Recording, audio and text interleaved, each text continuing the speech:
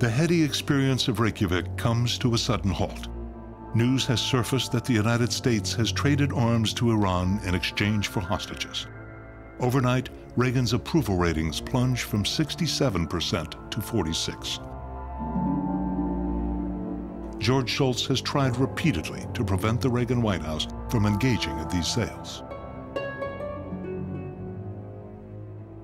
He also understood that this was a man with a sense of history, that these things rarely work out very well. Somebody gets angry, somebody finds out, and you're left there with egg on your face.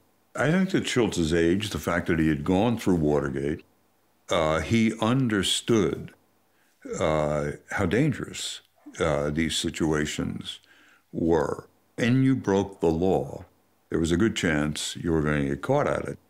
It was against our policy, and as it drifted into getting hostages back, I opposed it even more vigorously, because if you pay for getting hostages back, all you're doing is inviting people to take more hostages. Did you make a mistake in sending arms to Tehran, sir?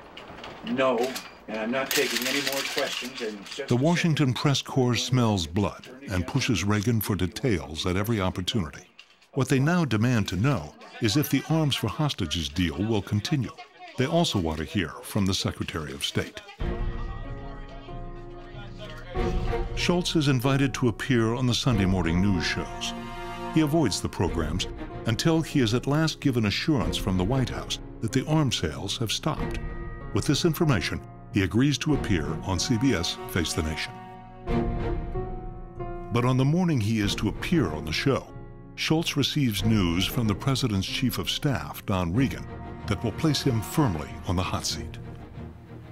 That morning, I got a call from Don Reagan, and he said, signals are changed. You can't say that we've stopped our arms sales to Iran. So I'm scheduled to go on, so I go on. The appearance goes forward with few surprises until the very end. Then CBS' Leslie Stahl asks a difficult question. Will there be any more arms shipments to Iran? Under the circumstances of Iran's war with Iraq, its pursuit of terrorism, its association with those holding our hostages, I would certainly say, as far as I'm concerned, no. Do you have the authority to speak for the entire administration? No. That was the end of the interview. And the next day I went off to make a talk somewhere in Chicago, I think, or someplace. Anyway, I left. I said, when I come back, I will no longer be Secretary of State.